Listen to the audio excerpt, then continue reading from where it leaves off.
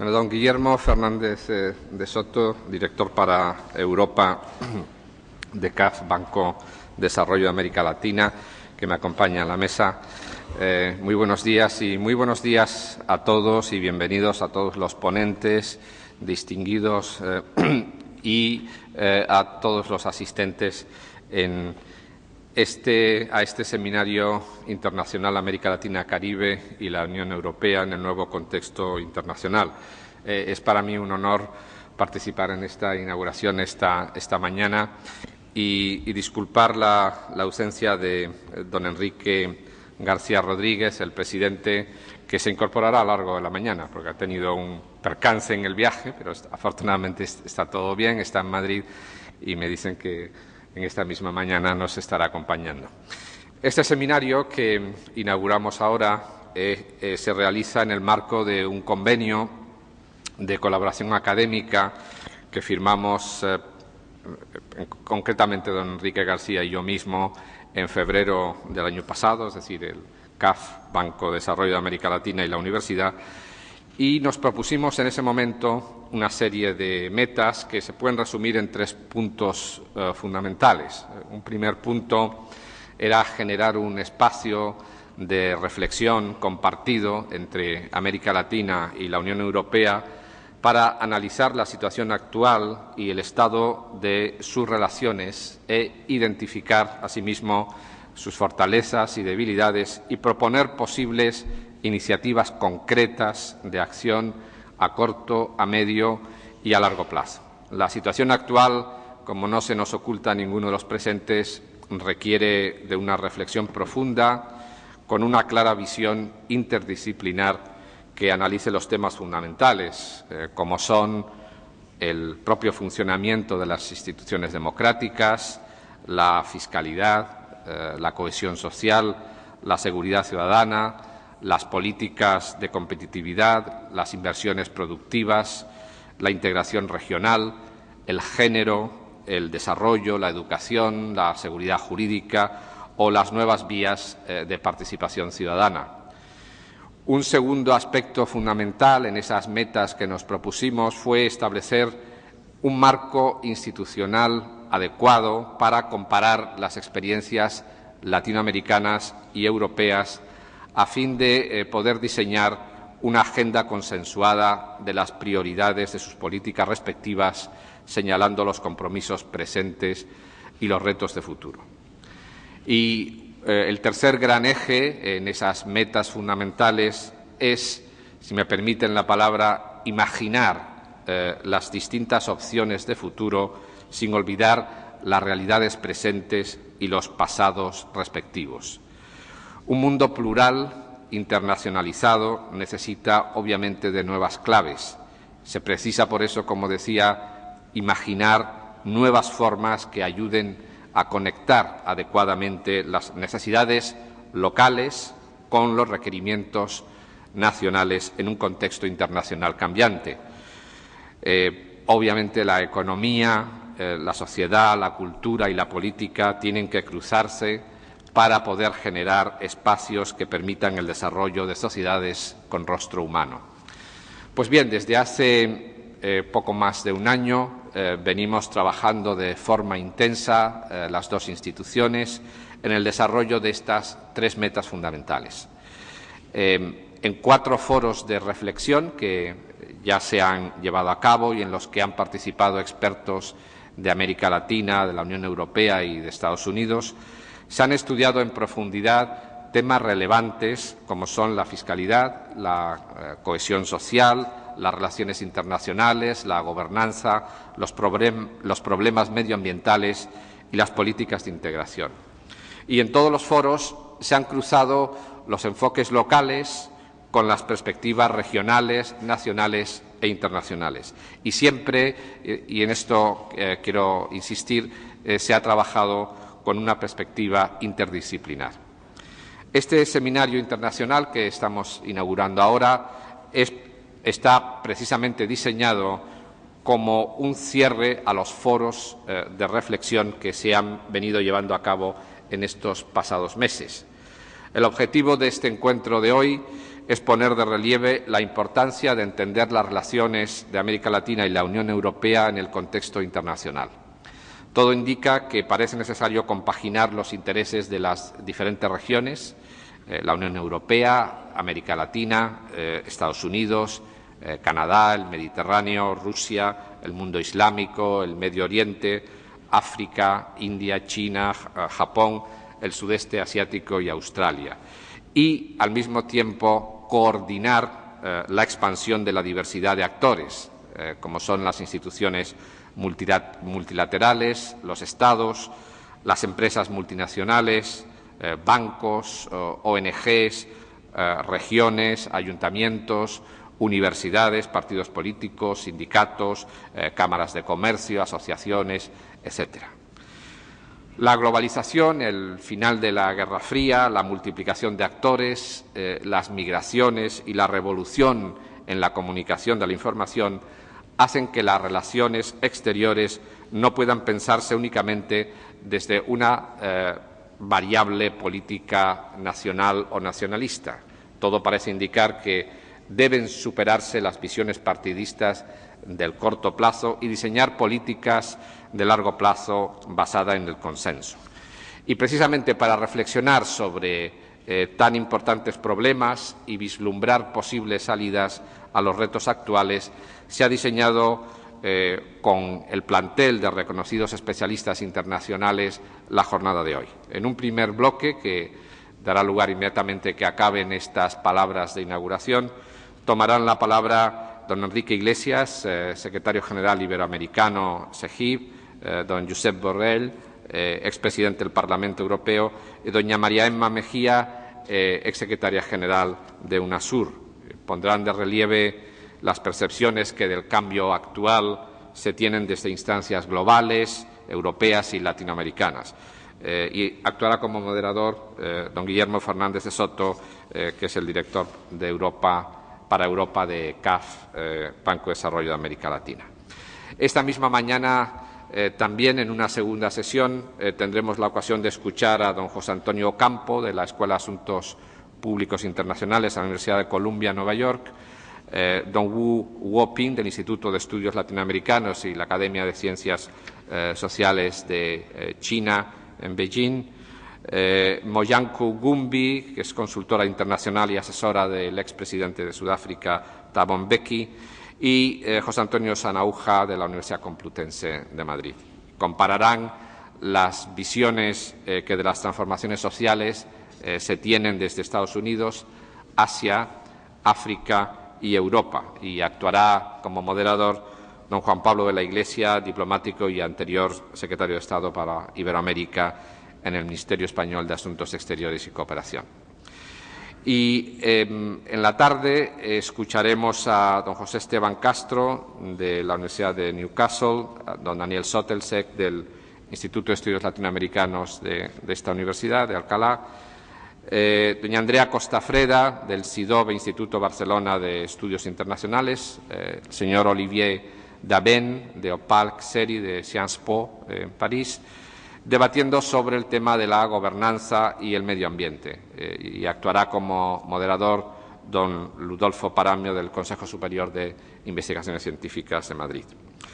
Bueno, no quiero prolongar más estas palabras meramente introductorias. Lo que sí quiero, antes de ceder el uso de la palabra a don Guillermo Fernández de Soto, es dar las gracias especialmente a CAF, Banco de Desarrollo, por estar apoyando este proyecto de investigación, de forma muy particular a don Enrique García, su presidente, y claro, el que más cerca nos queda a nosotros, que es don Guillermo Fernández de Soto, como director de Europa. Quiero subrayar especialmente que CAF y la Universidad de Alcalá sintonizaron desde el mismo comienzo en que empezamos a hablar sobre estos temas, precisamente por la importancia que las dos instituciones le damos a la inversión en la educación y también la importancia que le damos a reflexionar de una manera pausada y conjunta sobre los retos actuales que se presentan desde una óptica internacional, a fin de superar, como estaba diciendo, las perspectivas cortoplacistas y localistas. Parece evidente a las dos instituciones que un mundo universalizado necesita precisamente de este tipo de reflexiones globales. Gracias también muy especialmente a los distinguidos participantes en este seminario. Muchos vienen de lugares lejanos, han tenido que coger muchos aviones, han tenido que cambiar de uso horario y todos además han hecho un hueco en sus compromisos, en sus apretadas agendas para estar hoy aquí con nosotros. Así que muchísimas gracias por su tiempo y su dedicación. Gracias al IELAT, al Instituto de Estudios Latinoamericanos de la Universidad de Alcalá y a su director, don Pedro Pérez Herrero, por haber coordinado este importante seminario, este proyecto, al fin y al cabo, que la universidad lleva a cabo con CAF desde hace un año y hacer posible, además, la actividad concreta que celebramos el día de hoy. Y, por supuesto, gracias también a todo el equipo de CAF, Guillermo, que nos está apoyando en la realización de este evento. Y a todos ustedes también, todos los asistentes que van a acompañarnos a lo largo del día, pues muchísimas gracias por compartir su tiempo, su inquietud y su saber con todos nosotros en este importante seminario internacional que celebramos hoy. Muchas gracias a todos.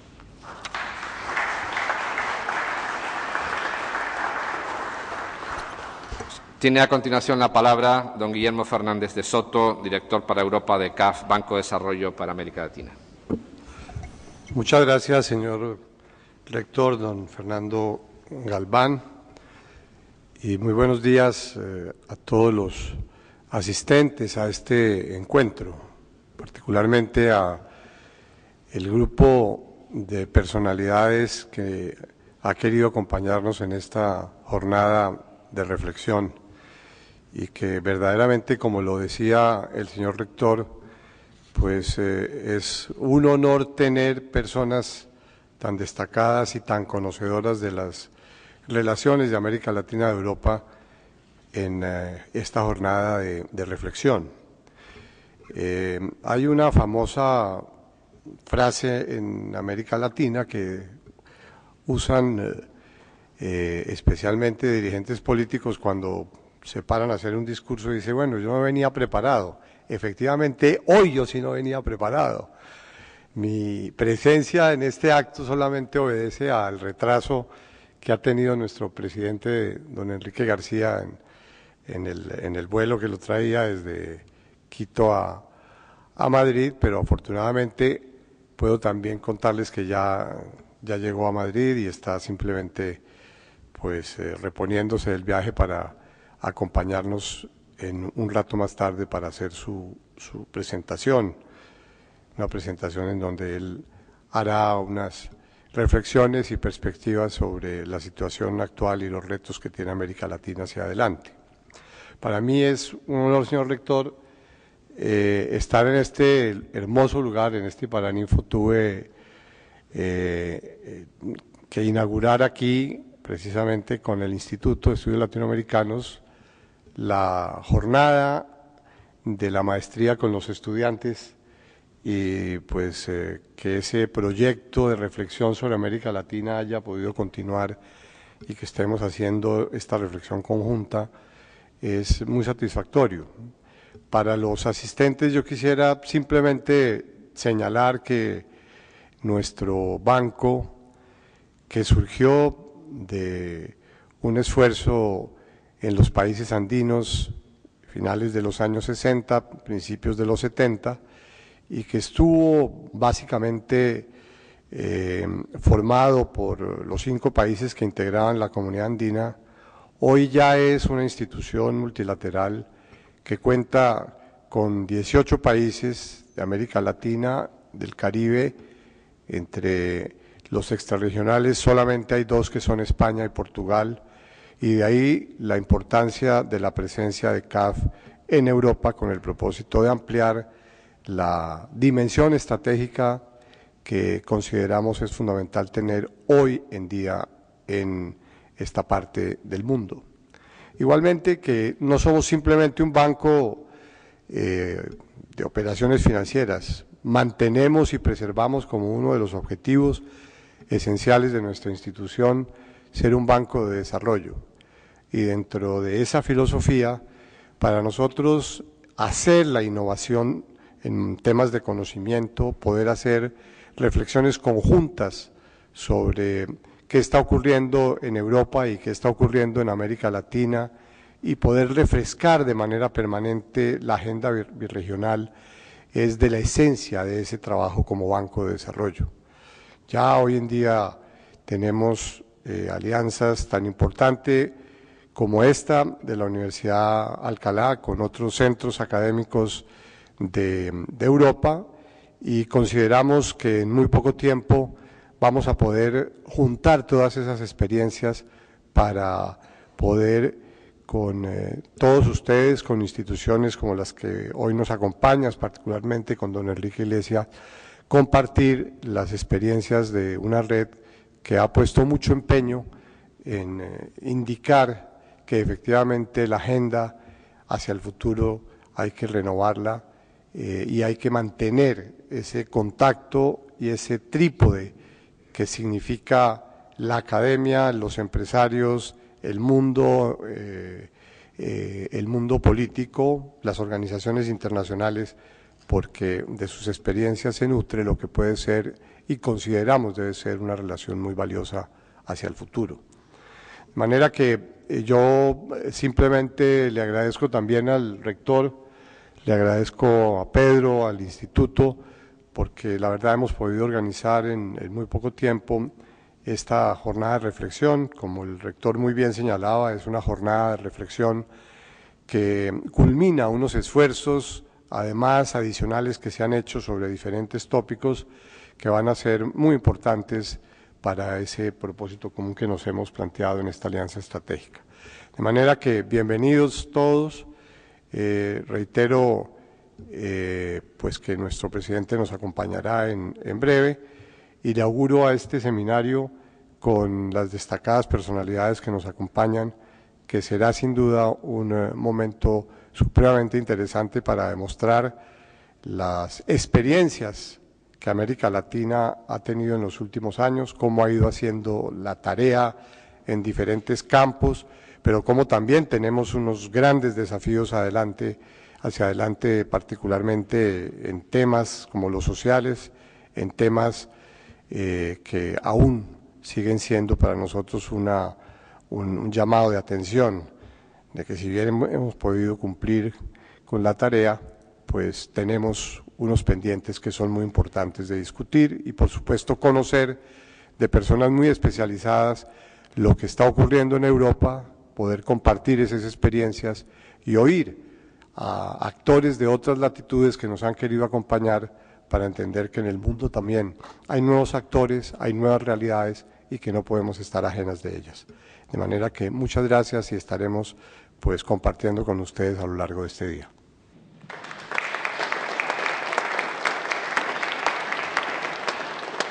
Bueno, con estas palabras de Guillermo, les reitero mi más cordial bienvenida a esta casa. Espero que tengan una fructífera jornada de trabajo en la Universidad de Alcalá y vamos a cederle el uso ya de esta mesa a los miembros del primer grupo de trabajo, don Enrique Iglesias, al que además quiero reiterarle nuestra bienvenida más cordial. Don Enrique Iglesias es doctor honoris causa por esta universidad y siempre es un placer, amigo, recibirle a usted en esta casa. Y, evidentemente, a doña María Emma Mejía y a don Josep Borrell, que van a compartir la mesa bajo la moderación de Guillermo Fernández de Sato.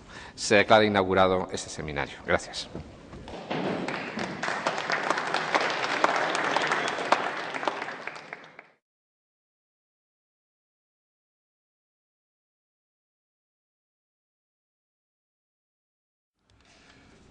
Bueno, pues ya no podemos darnos nuevamente los buenos días, sino empezar a trabajar. Pero yo tengo que decir que es bien complejo moderar un foro de esta naturaleza en una mesa tan distinguida. Ustedes conocen muy bien la trayectoria de quienes me acompañan en esta en esta sesión. Esta sesión va a estar orientada hacia, como dice su título, Unión Europea, América Latina, Caribe, en el nuevo contexto internacional. Alianza estratégica es la pregunta. Y participarán en ella don Enrique Iglesias, quien ya el señor rector le ha hecho una presentación. Yo lo único que tengo que agregar es que él es el maestro de todos los maestros que hemos durante tantos años seguido su trayectoria y su vida al servicio de Latinoamérica y de Iberoamérica. Él como director de CEPAL, como canciller de su país, como presidente del Banco Interamericano de Desarrollo, pues ha sido sin duda una de las personas que ha contribuido con su pensamiento en la formación de este mundo iberoamericano y será para nosotros un gran placer escucharlo. También nos acompaña don Josep Borrell, que por supuesto no requiere mucha presentación entre nosotros. Josep ha sido ministro de Estado en el gobierno español, ha sido presidente del Parlamento Europeo. Recientemente estaba dirigiendo el instituto en Florencia, el instituto que él particularmente le ha dado un enorme lustre, es el Instituto Universitario Europeo, y ha sido un estupendo analista de la realidad y es un gran conocedor no solamente de la realidad europea, sino de América Latina. Y posteriormente, doña María Emma Mejía, que tiene la virtud, yo voy a empezar por la parte más significativa hoy entre los españoles, y es que María Emma fue una maravillosa española de Colombia en España, se distinguió por su dinamismo y por la forma tan ejemplar como esas relaciones se mantuvieron.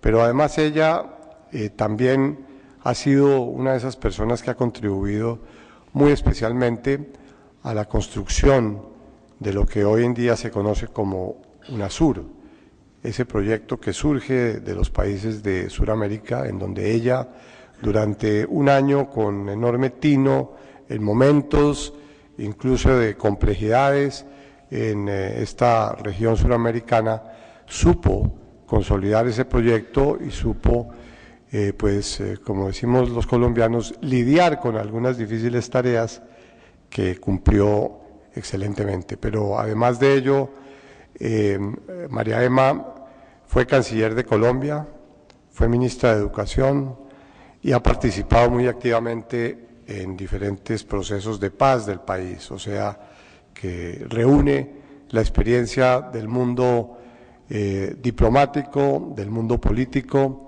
y ahora tiene nobles causas a través de fundaciones sociales que preside con lujo de detalle, de manera, María Emma, que muy bienvenida.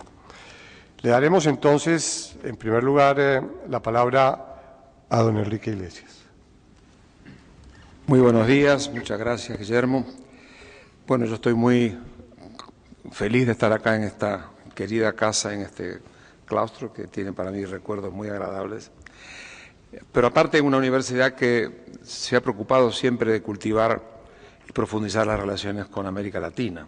La creación de un centro latinoamericano demuestra en los hechos cómo de alguna forma tienen presente la relación iberoamericana y latinoamericana con una particular énfasis.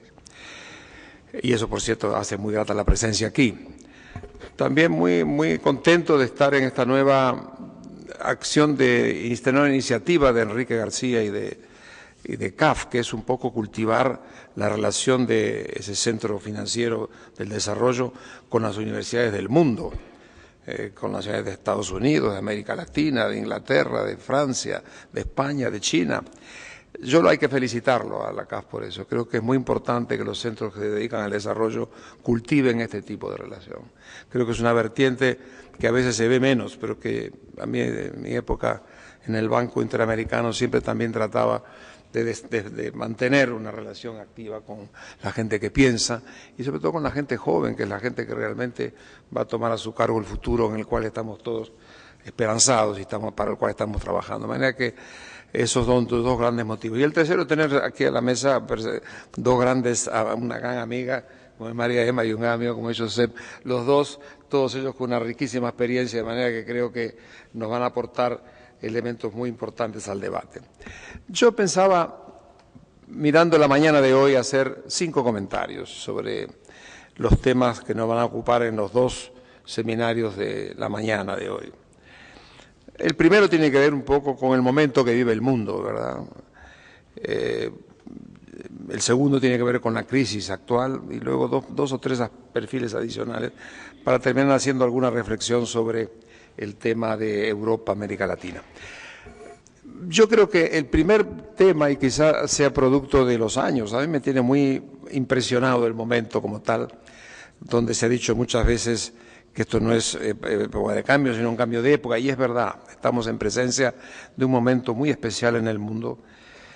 A veces pienso que no se percibe claramente la profundidad de los cambios, ¿verdad? Yo no sé si en el año 34 la gente se daba cuenta de lo que estaba pasando. De repente no. De repente es muy difícil evaluar en un momento determinado la profundidad de los cambios. Pero yo creo que estamos entrando, entre otras cosas, en la gran época de los temas globales de la humanidad. Y eso es un tema que es un desafío muy grande a esta civilización y a este mundo de hoy. Porque realmente esto supone un desafío que es vencer las tiranías del corto plazo, que siempre son las urgencias en las cuales nadie puede desprenderse, pero que muchas veces provocan una pérdida de visión de los problemas de largo plazo que están ocurriendo, que se están alimentando y que de alguna manera van a ser determinantes del futuro de la humanidad. Pero creo que eso es muy importante destacarlo. Por lo menos hay 3 grandes áreas que a mí personalmente demandan un poco temas globales que demandan soluciones globales. Primero, todo el tema de la relación con la naturaleza, los grandes temas del medio ambiente, los grandes temas del cambio climático, los grandes temas de la desertificación. Hay toda yo como muchos años en Naciones Unidas aprendí un poco a valorar la importancia que tiene esa temática, ¿verdad? Luego todo el tema humano, de la sociedad en cambio, ¿verdad? Comenzando por las migraciones, pero no solamente con eso, el hecho de que estemos cada vez más creando sociedades de clases medias, es un desafío de gran magnitud para todos los países, desafío económico, social y sobre todo político. Y por último yo diría las grandes amenazas a la paz y a la seguridad que han aparecido con una violencia espectacular. Hoy por hoy tenemos que reconocer que estamos en presencia de serias amenazas, ya las hubo siempre, ¿verdad? Pero en este momento las grandes amenazas derivadas del terrorismo, del crimen organizado, de las armas de destrucción masiva, todas esas cosas que forman parte de una temática que realmente compromete energías muy importantes para dominarlas y para encauzarlas. ¿Estaremos en condiciones de realmente estar a la altura? Yo a veces tengo mis dudas, sobre todo cuando veo cuánto cuesta, por ejemplo, ponerse de acuerdo en ciertas cosas obvias, como es el tema de hacer algo respecto al cambio climático. Es muy decepcionante que la humanidad no sea capaz de percibir que ahí se está jugando el futuro del hombre en el planeta, ¿verdad? Y ciertamente a veces los científicos nos confunden, pero yo creo que de alguna manera tengo la impresión de que en este periodo quizá la lideranza no está todavía a la altura de estos enormes desafíos que tiene el mundo frente al futuro. Entonces, lo primero es destacar que estamos realmente en una época de cambio y que esa época de cambio supone asumir a las lideranzas políticas un enorme desafío para hacerse cargo de los temas globales.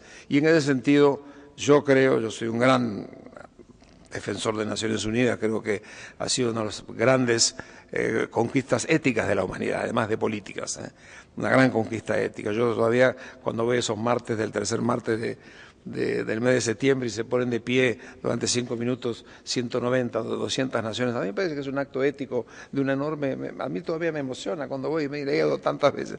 Bueno, yo creo que eso marca un poco un primer perfil. El mundo está en un periodo de transformación muy importante para el cual realmente hay que insistir, se necesitan liderazgos inspirados e iluminados que vayan más allá del corto plazo, más allá de las tiranías de las ideologías que a veces nos confunden y nos pierden, y para entender que realmente es el momento de las grandes decisiones con inspiración ética en la humanidad. Mi segundo comentario es con respecto a la crisis actual. Yo creo, se ha dicho y creo que se ha repetido, y aquí se va a hablar más de una vez, que la crisis esta es una crisis realmente que dista mucho de haber sido dominada. Es decir, esto empieza en el 2007, 2008, comienza como una gran crisis financiera, y esa crisis financiera que tiene además algunos ribetes importantes, porque en primer término es una crisis asimétrica, porque el mundo no está en crisis, crece al 3%. Hay algunas zonas que están en crisis, pero ¿qué zonas? Es Estados Unidos, es la Unión Europea, es Japón, es decir, estamos hablando del grueso del potencial productivo de la humanidad. Y yo diría que eso lo primero es eso, una gran asimetría. Lo segundo es que, de alguna forma, hemos entrado en una época de inestabilidad. Yo creo que el mundo vivió en los últimos 30 años una particular estabilidad, que ha sido quizá una excepción en la historia de la humanidad en los últimos 200 años. Aquí el amigo Campos seguramente tendría mucho más autoridad que yo para hablar de esto, pero es cierto, yo creo que hemos vivido un periodo en donde sabíamos todo lo que había que hacer. Teníamos respuestas para todo. Tal lo teníamos que comenzamos a competir los economistas con los físicos y llevamos a modelos matemáticos de la capacidad de resolver todos los problemas de la humanidad, incluyendo el riesgo. Yo cuando me acuerdo que en Estados Unidos con una fórmula matemática se podía medir el riesgo medirlo de una sociedad. Sin embargo, yo creo que esa competencia del economista con los físicos nos ha hecho bastante mal. Yo creo que hoy estamos un poco más seguros que precisamos de la historia, precisamos de la psicología, de la sociología, todo eso que forma parte del fenómeno social, ¿verdad? Creo que lo estamos recuperando porque a golpe, pero lo estamos recuperando.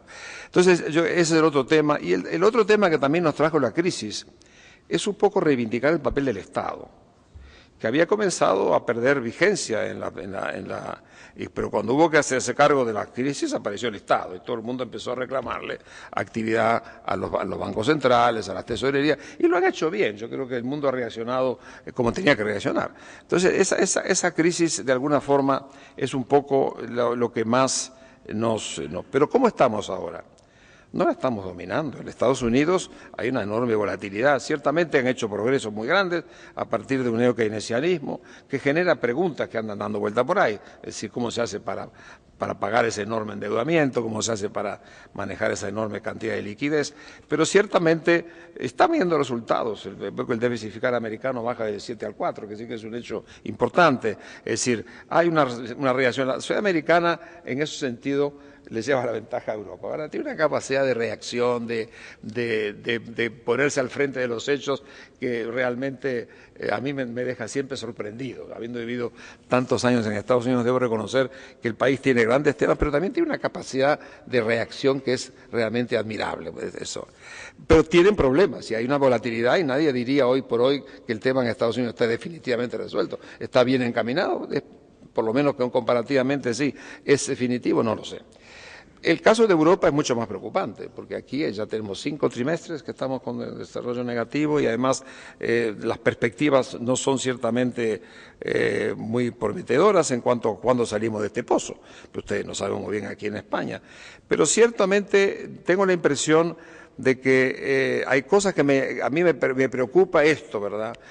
Europa parece como crucificada. Es la primera vez que yo recuerdo en mis largos años que Estados Unidos y Europa están con dos estrategias diferentes. El eje ahí es este-oeste, es la primera brazo de la cruz, pero el segundo es norte-sur. Los países del norte de Europa tienen una visión de cómo salir y los países del sur otra. Esa crucifixión un poco es lo que ha paralizado capacidad de reacción de Europa. Y yo creo que eso es un tema que me parece que es importante destacarlo. Japón, después de 20 años de estancamiento y de recesión, está ahora reaccionando y ojalá que le vaya bien. Pero esas visiones diversas en cuanto a cómo enfrentar la crisis, creo que es un fenómeno importante de destacarlo. El mundo no se pone de acuerdo cómo hacer. Los grandes focos de estabilidad tienen visiones diferentes y eso marca un hecho particular de esta crisis que me parece importante destacarlo. Ahora, ¿qué es lo que sabemos? Bueno, sabemos que vamos a salir. Aquí ya hay señales interesantes en España que muestran que en lo económico se empieza a salir.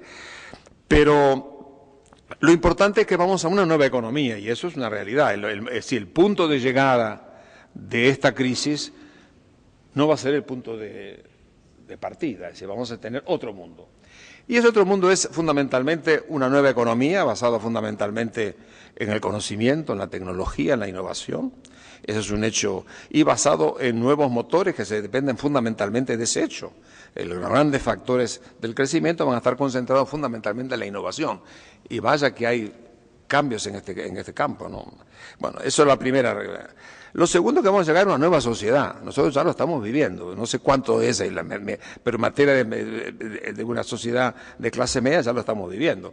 Y eso es un tema muy importante, porque de alguna forma administrar sociedades de clases medias no es administrar sociedades de una oligarquía arriba y una enorme masa abajo. Es decir, hay un desafío a la economía de la sociedad, pero también a la gestión política. Es decir, la política deberá cambiar en función de esas realidades. Por ejemplo, recordábamos hoy los movimientos estudiantiles en América Latina. Bueno, cuando yo era joven salíamos a gritar siempre como corresponde, pero siempre gritábamos pidiendo presupuesto y autonomía, pero nunca calidad de la educación.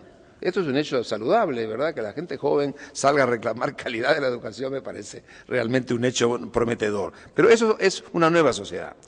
Y luego, por supuesto, tenemos un nuevo sistema de relaciones internacionales, es decir, este surgimiento vigoroso de las economías emergentes hace que ya hoy, que eran el 20% de la economía mundial, se están acercando al 50% y lo van a sobrepasar. Pero lo importante es que el crecimiento liderado por China y otros países emergentes de todo el mundo, incluyendo en América Latina, van a dar lugar a una nueva realidad internacional. Hoy ningún problema se puede resolver como se resolvían hace 30 años los temas en una sala en el Plaza de Nueva York. Es decir, hoy en día los países emergentes cuentan y van a contar cada vez más, son una parte importante del crecimiento de la economía mundial y ya el crecimiento sur-sur está siendo una variable muy relevante en las perspectivas generales de la región. De manera que el tema de la crisis nos preocupa porque de alguna forma, hasta tanto se estabilice y se encauce la crisis actual, vamos a vivir en un permanente estado de potenciales riesgos que desde luego deprimen la inversión y de alguna forma generan preocupaciones grandes en lo social y en lo político. Este es el segundo comentario. El tercer comentario tiene que ver con el tema financiero. La crisis actual partió, por supuesto, de un fenómeno financiero en los Estados Unidos que se extendió luego a Europa y de alguna manera permeó en todo el mundo con mayor o menor intensidad. En América Latina, afortunadamente, lo hemos podido manejar muy bien.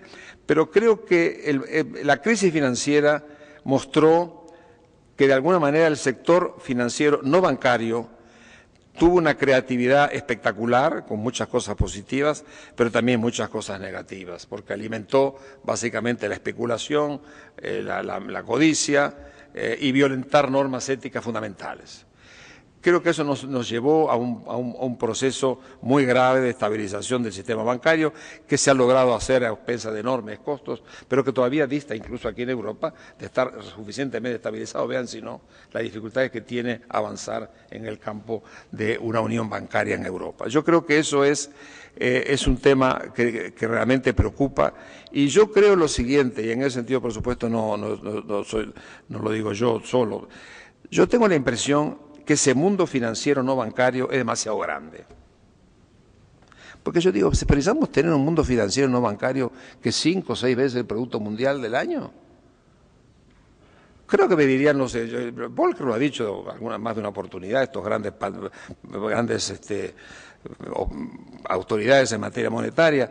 Yo tengo la impresión no solamente que es demasiado grande, sino que el sistema político se ha mostrado incapaz de poder realmente regularlo. Yo recuerdo cuando, ustedes se acordarán, en noviembre del año 2008, en plena parálisis del mundo que parecía que se venía abajo el mundo, y se venía abajo, y hubo aquella reacción del grupo del G20, bueno, se hicieron promesas de control espectaculares, no sé, se avanzó.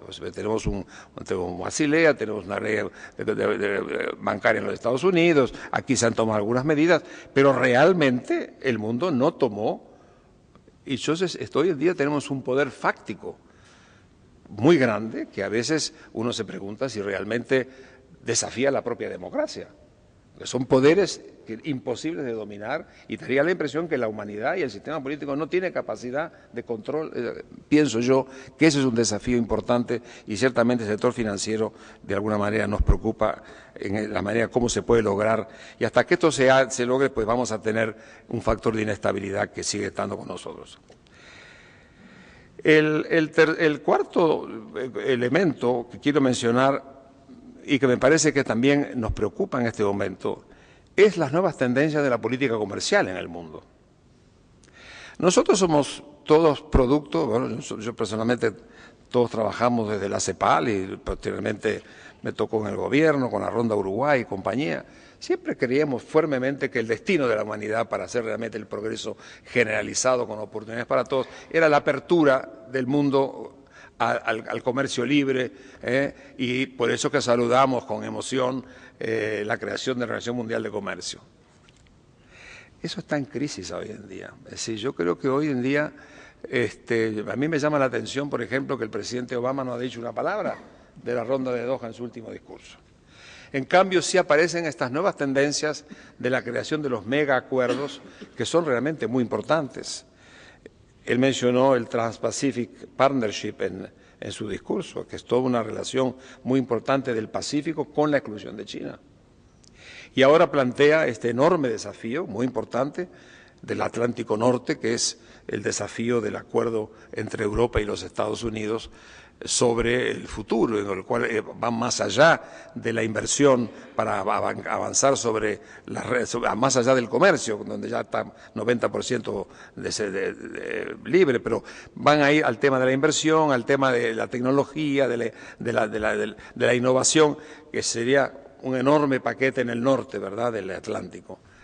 Yo creo que es muy importante, creo que es una gran oportunidad para Estados Unidos y para Europa. No va a ser fácil, hay muchos obstáculos en el camino, pero creo que ahí hay un...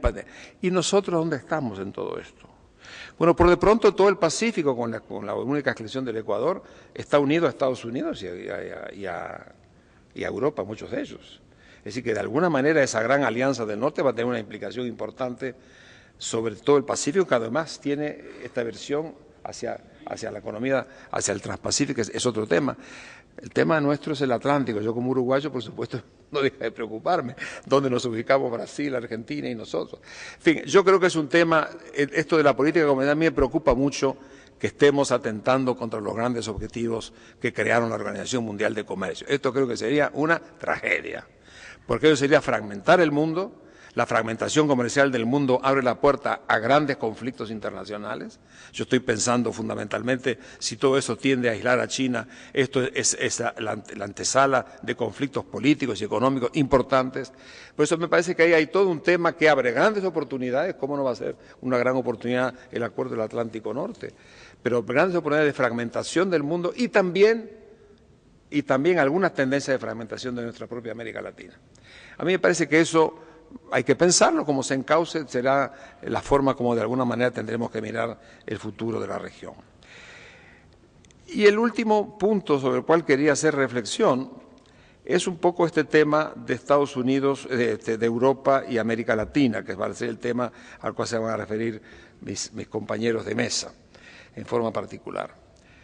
Yo creo que la primera cuestión que uno se pregunta realmente es dónde está hoy América Latina. América Latina ha hecho un avance muy importante. Yo creo que esta década ha sido una década de grandes promesas y que de alguna forma tienen que ver con un hecho significativo, y es que América Latina ha logrado, gracias a tres factores que nos han puesto en una nueva dinámica, ¿verdad? Después de 30 años de estancamiento, de inflaciones, de Fondo Monetario, de endeudamiento, de default, entramos en un periodo donde realmente se han puesto de manifiesto tres elementos importantes. El primero, que hemos aprendido a manejar mejor la economía. Muy importante. Es decir, dar golpes, pero hemos aprendido. Y con grandes experiencias, hoy yo diría que en general en la región hay una capacidad de administración macroeconómica como no tuvimos nunca. Primer elemento. El segundo elemento fue China, que a través del impulso que creó todo el mundo asiático, se generó un aumento de las materias primas como no tuvimos, yo no sé de cuándo, José Antonio. Es decir, realmente es un periodo muy importante de mejoramiento de las últimas décadas, y eso también nos liberó de las angustias del balance de pagos y nos dio un margen de libertad en lo económico y en lo político muy importante. Y el tercer elemento yo diría que tiene que ver con la crisis, es que tuvimos una banca seria comparado con la banca de Estados Unidos y de Europa. Es decir, que de alguna manera nosotros tuvimos una banca mucho más tradicional. Y ese conjunto de tres cosas yo creo que de alguna forma explica esta visión de la América Latina. Ahora, esas tres cosas llevaron realmente a un crecimiento muy bueno, no tan bueno, ya como lo ha dicho José Antonio en algunas de sus publicaciones, se compara, hubo periodos muy buenos también en el pasado, pero la verdad es que en las últimas décadas esto ha sido muy importante. Y eso nos llevó, por contraste yo creo, a cierta autocomplacencia, en el sentido que estamos en la década de América Latina. Bueno, puede ser, lo que pasa es que puede ser si entendemos que esa autocomplacencia, para que no sea tal y sea una realidad, implica reconocer que aprovechar eso para cambiar la región implica costos y riesgos. Hay riesgos externos porque estamos dependiendo mucho de una coyuntura internacional donde se supone que las materias primas van a continuar por un buen rato, pero hay riesgos derivados fundamentalmente del comportamiento de economías como la China. Y hay desafíos internos importantes. Y esos desafíos internos importantes son las grandes revoluciones que falta por hacer, la revolución educativa, la revolución de la innovación con la tecnología, la revolución de la reforma del Estado, para señalar tres de los grandes desafíos que tenemos por delante. La región tiene que entender que no se puede desarrollar solamente exportando. Yo creo que es una cosa bastante obvia cuando uno mira la historia de la humanidad. Tenemos que exportar, sí, de productos primarios, es muy bueno, pero hay que exportar productos de calidad y hay que introducir en nuestra exportación un perfil dinámico basado en el mejoramiento de la diversificación a partir de la introducción de la tecnología, de la innovación, etcétera. Eso es un gran desafío. Y yo creo que ahí ciertamente está la primera pregunta. ¿Cómo podemos nosotros vincular eso a Europa? Bueno, yo diría esto va a ser el tema que ciertamente va a seguir en los comentarios de mis amigos aquí. Yo tengo la impresión de que para nosotros Europa en América Latina es muy importante. La corriente europea, que tiene tanto que ver con toda la construcción del mundo occidental, llegó a tierras de América, se unió con las civilizaciones originarias, luego llegaron las corrientes africanas de esclavistas, y así surgió esta América Latina. Pero la verdad que en el movimiento europeo, en Europa hemos tenido toda esa relación, y después hemos tenido un modelo político. Nosotros, nuestra gran aspiración es construir una democracia a la europea y construir un estado de bienestar a la europea. Por lo tanto, para nosotros esa era la visión que teníamos de América Latina, por lo menos en mi juventud, así era la cosa. Bueno, hoy vemos con preocupación a Europa. Vemos preocupación primero por la dificultad que tiene, yo comprendo 27 países ponernos todos de acuerdo, no debe ser fácil, ¿no? Pero dificultad primero de ver la demora en tomar decisiones. Y luego nos preocupa mucho este creciente euroescepticismo. Europa vivió en el pasado algunos periodos, pero como creo que nunca, ¿no? Profundo. Yo creo que de alguna manera preocupa un poco la capacidad de Europa de ponerse de pie y salir adelante, y creo que ese es un tema, como digo, que tendrá que discutirse en este panel. Pero diría simplemente esto. Nosotros hoy, para dar el salto cualitativo de las reformas que acabo de mencionar, para hacer realmente de la década una década de América Latina, tenemos muchas vertientes donde aparece la vinculación con Europa, comenzando por la inversión, desde ya, es una vieja relación, comenzando por la forma como podemos alimentar las cadenas de valor con las pequeñas y medianas empresas. Pero sobre todo hay dos áreas que a mí me parece muy importante esa vinculación. Uno es el conocimiento. La economía del conocimiento, que es uno de los factores importantes y donde realmente hay muchas cosas, porque partimos de plataformas culturales que nos unen. Por tanto, la idea de usar esa vinculación para mejorar nuestra capacidad y la de ustedes de ir adelante con el conocimiento es muy importante. Y el otro es la gran capacidad que tenemos de trabajar juntos en toda área de innovación. Yo creo que de alguna manera ahí tenemos unas perspectivas que se abren un poco al futuro como posibilidades importantes. De manera que de alguna manera para nosotros hoy, para hacer de América Latina realmente una década de cambio estructural y llegar a convertirnos en países desarrollados, pues precisamos de una relación dinámica con Europa en lo político desde ya, pero fundamentalmente también en lo económico en las líneas que acabo de mencionar. Bueno, yo creo que esto es un poco, Guillermo, lo que quería decir. Básicamente yo creo que es un momento importante de la humanidad. Me parece que América Latina hoy cuenta mucho más, somos el 8 o 9%, no sé, del Producto Mundial, o 7, 8, por ahí andaremos. Creo que es una región que tiene mucho para ofrecer al mundo y, por supuesto, tiene mucho para estar presente en el mundo. Y en ese sentido, creo que este nuevo regionalismo que surge en América Latina es un hecho muy importante. Y muy importante para la gente ya de retirada como uno, la idea de ver por primera vez una América Latina unida nos parece una cosa muy significativa. Luchamos toda la vida por esta misma cosa. Hoy hay capacidad de actuar con unidad en todo esto. María Emma nos va a contar ciertamente, y creo que esos hechos positivos. Pero para todo eso tenemos que ser bien conscientes de que todo esto no es gratis, que hay que hacer un esfuerzo y que en ese esfuerzo ciertamente nos tenemos que encontrar cooperando con Europa en forma intensa y continua. Muchas gracias.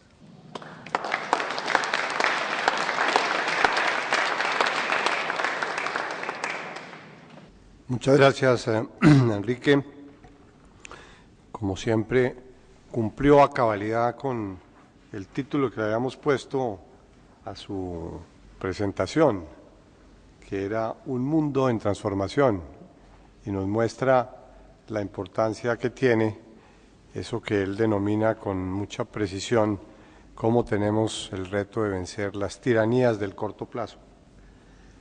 Con esas reflexiones de don Enrique, voy a darle entonces, de acuerdo con el programa, la palabra a don Josep Borrell, quien va precisamente a referirse al declive relativo de Europa. Don Josep, tiene usted la palabra.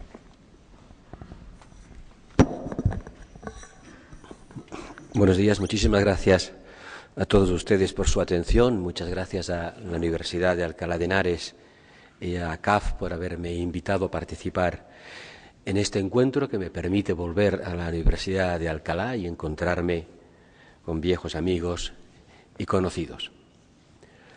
El moderador me ha invitado a hablar del declive de Europa. Es ya de entrada un reto porque presupone que hay un declive de Europa. Discutible, pero sin duda perceptible esta sensación. Cuando en los años 2006-2007 yo tenía la posibilidad de viajar por América Latina como presidente del Parlamento Europeo, me preguntaban nuestros amigos latinoamericanos qué tenemos que hacer para ser como ustedes, qué hay que hacer aquí para ser como en Europa. Es decir, entonces éramos realmente un paradigma positivo, un ejemplo a seguir. Eran los años finales del ciclo de crecimiento, pero no lo sabíamos todavía que eran los años finales. Estábamos todavía encaramados en tasas de crecimiento muy altas, absorbiendo una enorme emigración de Latinoamérica, en particular España. El euro parecía una historia de éxito y ciertamente un continente que había superado sus rivalidades ancestrales y se habían convertido en buenos vecinos que compartían una misma moneda, que habían suprimido las fronteras entre ellos y que parecían además tener un cierto mensaje que lanzar al mundo. Los líderes en la lucha contra el cambio climático, por ejemplo, los promotores de Kioto, de los mercados de carbono, esa voluntad de ejercer una hegemonía o una influencia moral renunciando al uso de la fuerza. Ciertamente éramos un ejemplo a seguir y así lo percibía cuando hablaba con mis colegas y amigos latinoamericanos. Bueno, en mis recientes viajes por Latinoamérica debo decirles que esa actitud ha cambiado radicalmente. Ya no me preguntan qué hay que hacer para ser como ustedes, más bien me preguntan lo contrario, es decir, qué habría que hacer para evitar los errores que ustedes han cometido y no ser como ustedes, ¿no? Porque ciertamente la imagen, y tus palabras lo demuestran bien, es la imagen que proyectamos es de un continente sumido en una profunda crisis que no es solo económica, es ya una crisis política del proyecto. Y si me permiten que sea un poco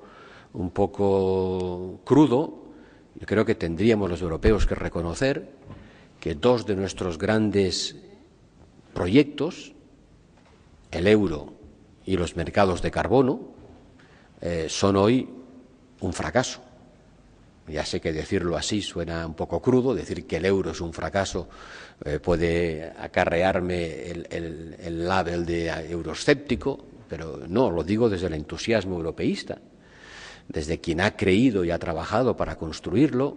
Hoy hemos de reconocer que si la obra humana hay que juzgarla por sus resultados, el resultado del euro dista mucho de ser el que nos habíamos propuesto.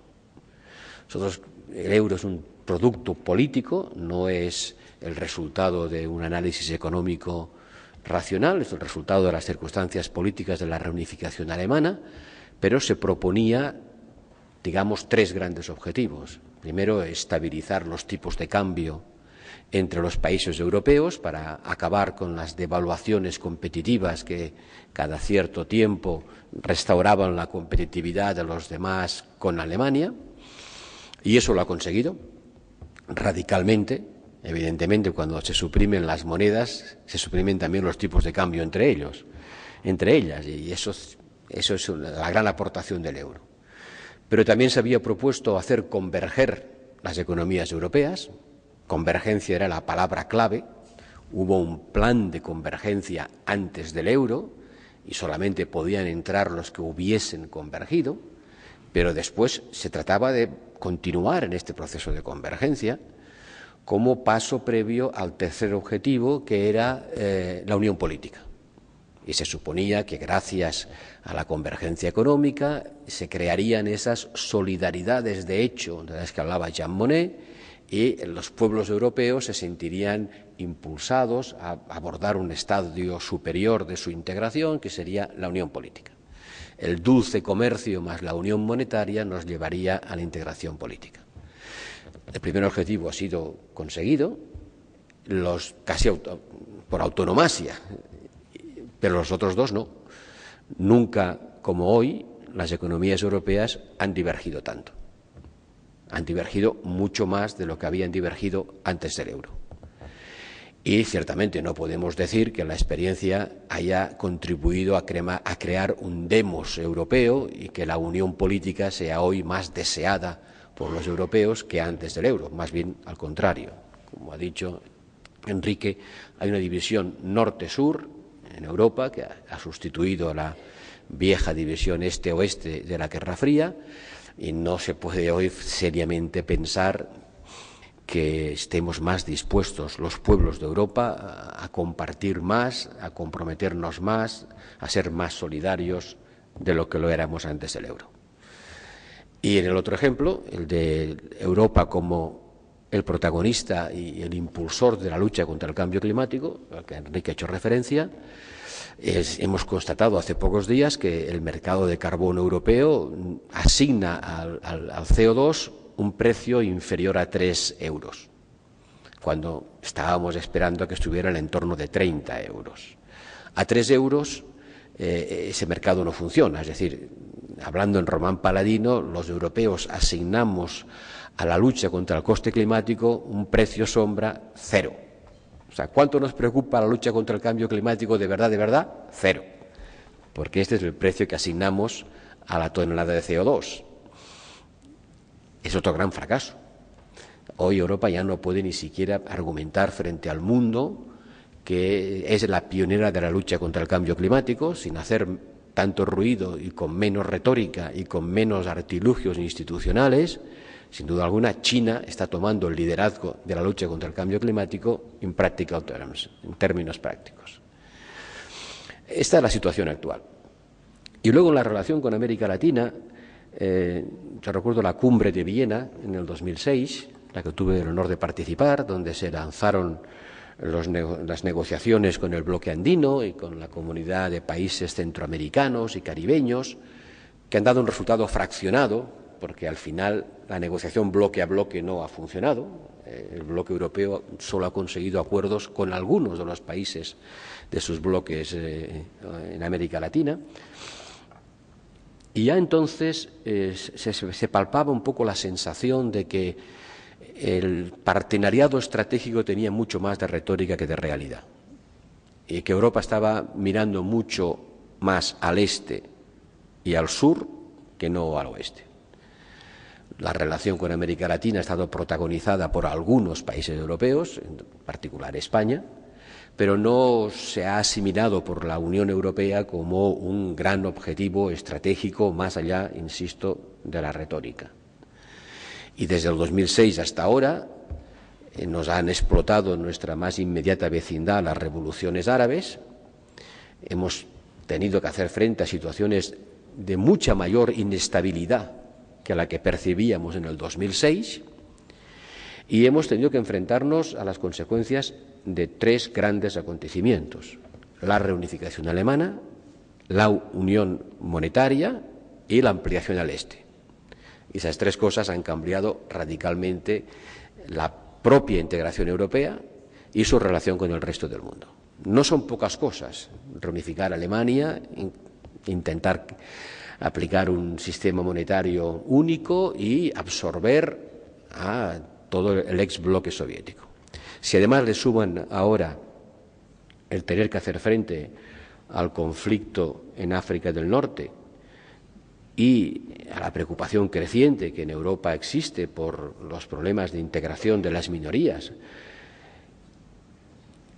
y los pequeños acontecimientos de tipo terrorista que, sin duda alguna, preocupan muchísimo a una sociedad que envejece y se siente insegura, pues comprenderán que el relanzar una relación con un continente con el que solo algunos países tienen lazos privilegiados no es, desgraciadamente, un punto fuerte en la agenda europea.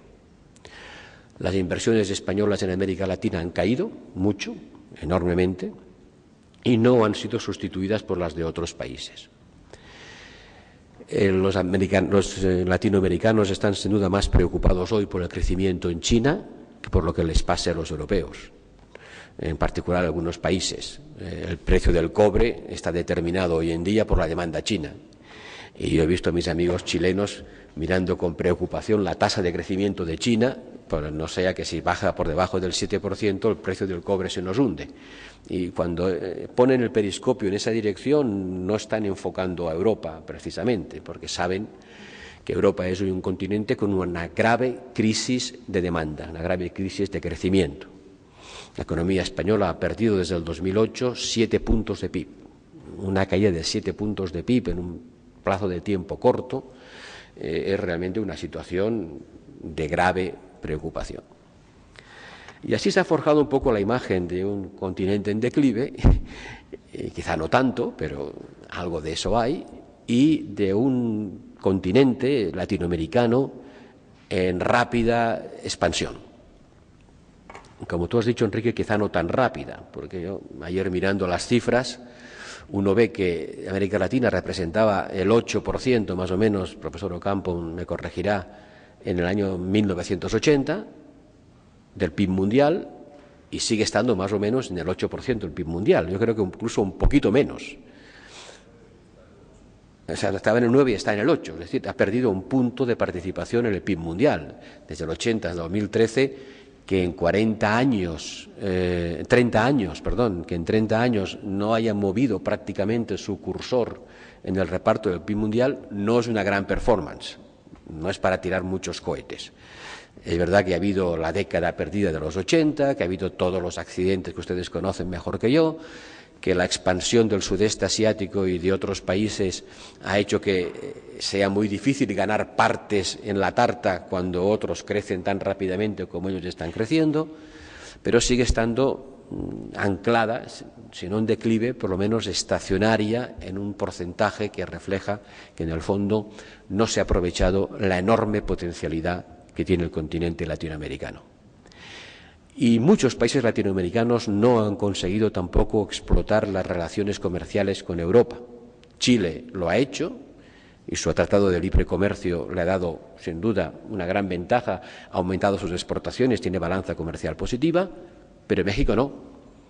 México, después de 10 años de un acuerdo de libre comercio, tiene una balanza comercial deficitaria con Europa.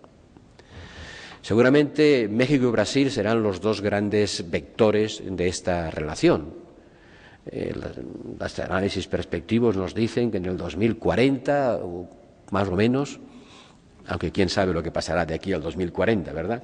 Pero las perspectivas nos dicen que México y Brasil estarán entre los 6 mayores economías mundiales. Yo me pregunto si los europeos somos suficientemente conscientes de eso, de esa transformación de la geoeconomía mundial que representará el que Brasil y México estén entre los 6 grandes. Probablemente no lo estamos suficientemente. Probablemente hoy los europeos miramos más al sudeste asiático que a América. Y ese mirar hacia de los europeos está protagonizado por la gran potencia hegemónica que es Alemania. Alemania cree, y yo creo que se equivoca, que lo que les pase a los países del sur de Europa no es demasiado importante porque su gran mercado está en Asia y que la demanda asiática le va a ser suficiente para hacer funcionar su economía. Y de hecho, cuando ves la disminución de las exportaciones alemanas al resto de Europa y el aumento de las exportaciones a China y la percepción de calidad que tienen los chinos con respecto a los productos alemanes, y eso les permite exportarlos a buen precio, uno puede pensar que sí, que bueno, ¿qué más da? Los países mediterráneos, a fin de cuentas, tienen poca dinámica y poca población. En cambio, los del sudeste asiático tienen gran dinámica y gran población. Allí está la gran oportunidad. Pero yo creo que China sabe muy bien que no va a dar trabajo a los trabajadores alemanes importando productos que ellos sabrán muy pronto producirlos in situ. Que Alemania puede tener una capacidad de liderazgo en el diseño, en la tecnología, pero no en la producción. La producción se hará allí, no se hará en Alemania para luego exportar. Y por lo tanto, el hegemón europeo debería prestar más atención a la propia Europa y a otras áreas del continente, como es América Latina, a la que sin duda no se le da la importancia que tiene, porque si se le diera, ya habríamos conseguido llegar a un acuerdo con Brasil. Es realmente sorprendente que todavía seguimos discutiendo con Mercosur y todavía no hemos llegado a ningún acuerdo con Mercosur, y aunque todos los días decimos que el Strategic Partnership con Brasil es fundamental, lo cierto es que seguimos sin llegar a un acuerdo con ellos. Yo creo que la Unión Europea debería impulsar una mayor integración latinoamericana. Cuando hemos dicho durante mucho tiempo que queremos negociar de bloque a bloque, eso no ha sido fácil porque en América Latina los bloques se hacen y se deshacen con bastante rapidez. Un día aparece la Unión de las Naciones Sudamericanas y unos días que excluye a México y unos días después aparece la CELAC, que es otra iniciativa mexicana para recuperar el espacio que había perdido. Hay demasiados bloques que se hacen y se deshacen en función de quién es en cada momento el hegemón de esas uniones regionales. Según que sea Brasil o según que sea México, las estructuras de organización regional cambian. Pero a pesar de todo eso, creo que Europa debería impulsar la integración latinoamericana y no debería contentarse con llegar a acuerdos con los grandes países emergentes, como Brasil y México, dejando a los demás un poco de lado. Porque si así lo hiciera, y esa tentación existe, pues seguramente perdería una gran oportunidad de jugar un papel a la vez político y económico con respecto a América Latina. Cuando uno mira las cifras y ve una población de 500 millones de habitantes, pero todavía con una renta per cápita de $4.000, es decir, todavía con $4.000, y que al mismo tiempo tiene inmensos recursos naturales y un importante capital humano, uno debe reconocer que allí tiene Europa una gran oportunidad de hacer no solo business, sino de también hacer partenariados estratégicos, esa palabra mágica que invocamos con tanta frecuencia, pero para eso tendría que estar un poco menos ensimismada en sus problemas institucionales y acabar de absorber a los países que han integrado desde el este, que es una tarea todavía incompleta. Se podría hacer un cierto paralelismo entre lo que representó la reunificación alemana y lo que ha significado el euro como unión monetaria. Cuando Alemania del Oeste absorbe a los Länders del Este, los absorbe, es una reunificación, pero por absorción, de hecho lo que hace es poner bajo la misma moneda a países con una economía mucho menos competitiva que la del Oeste. Eso también fue lo que hicimos con el euro. Pusimos bajo la misma moneda a un grupo de países con economías mucho menos competitivas que la gran potencia hegemónica. Los alemanes han tenido éxito en su reunificación gracias a que han estado trasladando cada año 150.000 millones de euros del oeste al este. Es decir, la reunificación alemana, que ha puesto bajo la misma disciplina monetaria a países de diferentes competitividades, ha funcionado porque ha habido grandes transferencias de recursos desde la parte más competitiva hacia la menos. Cuando podríamos decir que el euro implica una cierta absorción de los Länders del sur, nosotros somos los Länders del sur, también equivale a poner bajo el mismo paraguas de la misma moneda países con diferentes competitividades, con la diferencia de que no hay transferencias de renta, con la transferencia de que no hay transferencias a la alemana, y se explica muy bien, porque la reunificación de los alemanes era un asunto entre alemanes. Y la reunificación monetaria de Europa no era un asunto que incorporase el mismo demos y, por lo tanto, la misma voluntad y capacidad de solidaridad.